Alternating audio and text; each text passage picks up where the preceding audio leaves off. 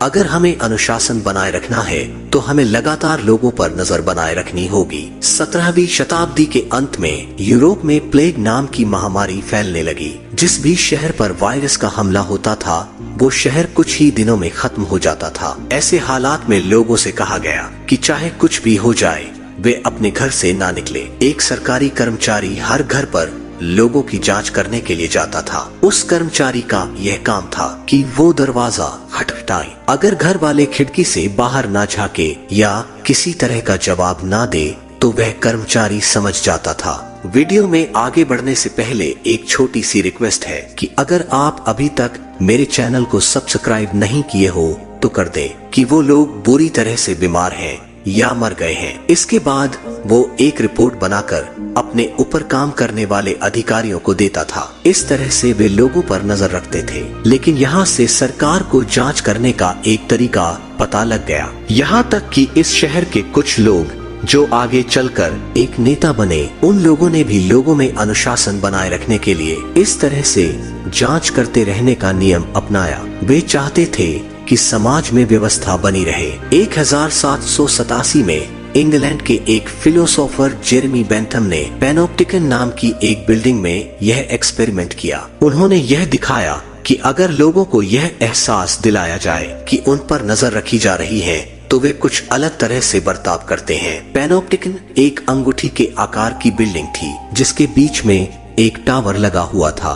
उस बिल्डिंग के कमरों को इस तरह से डिजाइन किया गया था कि उसमें की एक खिड़की का मुंह टावर की तरफ रहे और दूसरी खिड़की का मुंह बाहर की तरफ। इस तरह से उसमें रहने वाले लोगों को लगता है कि उन्हें दोनों तरफ से देखा जा रहा है। इस तरह वे कभी गलत काम नहीं करते थे, भले ही उन्हें देखा जा रहा हो या नहीं। इस एक्सपेरिमेंट से यह बात सामने आई कि अगर हमें अनुशासन बनाए रखना है तो हमें लोगों पर नजर रखनी होगी। अपराधियों की आजादी छीनने के लिए जेल बनाए गए जहां पर उन्हें सुधारने का काम किया जाता था। आज के वक्त में लोगों को अपराध करने के लिए जेल में बंद करना बहुत आम बात लगती है, लेकिन 19वीं शताब्दी की शुरुआत में लोगों को सजा के नाम पर कैद करना बहुत सजा देने का बहुत नया तरीका था। ऐसा करने के बहुत से फायदे भी थे। इसमें सबसे पहले अपराधी की आजादी छीन जाती थी। इस तरह से हम लोगों को बताते कि आजाद रहने का हक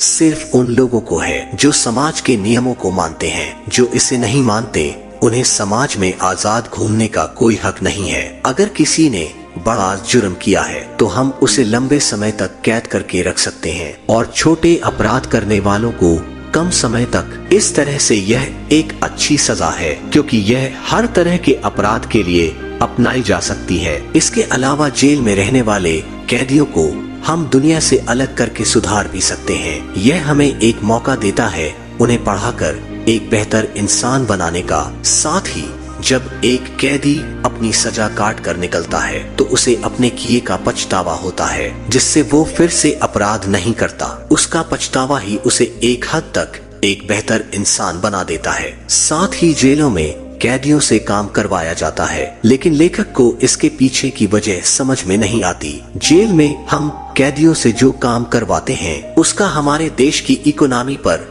कोई खास असर नहीं पड़ता और ना ही कैदी कुछ सीखते हैं। उनसे बस जानवरों की तरह काम करवाया जाता है जिसका कुछ फायदा नहीं होता। तो फिर ऐसे में उनमें और सड़क पर काम करने वाले एक मजदूर में अंतर क्या है? बेहतर होगा कि हम उन्हें कुछ ऐसा काम सिखाएं जिससे जेल से निकलने के बाद वो अपनी जिंदगी को बेहतर बना सके। पहले के वक्त में अपराध करने को सत्ता को चुनौती देना समझा जाता था, इसलिए सरकारें अपनी सत्ता बनाए रखने के लिए अपराधियों को कड़ी सजा देती थी। लेकिन बाद में लोग अपराध को समाज के खिलाफ किए गए जुल्म की तरह देखने लगे और सजा देने के तरीकों में बहुत से बदलाव आए। जेलों में और दूसरी संस्थाओं में अनुशासन बनाए रखने के लिए हमने बहुत से तरीके अपनाए और साथ ही हमें यह बात पता लगी कि जब लोगों पर नजर रखी जाती है तो वे बेहतर तरीके से बर्ताव करते हैं। तो दोस्तों, आपको आज का हमारा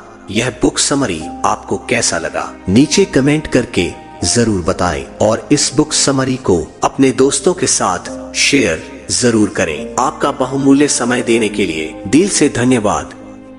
आज के इस वीडियो में इतना ही। जल्द मिलते हैं एक नए समरी के साथ। तब तक के लिए जय हिंद, वंदे मातरम। अपना और अपने प्यारों का ख्याल रखें। वीडियो अच्छी लगी हो तो वीडियो को लाइक शेयर करना ना भूले।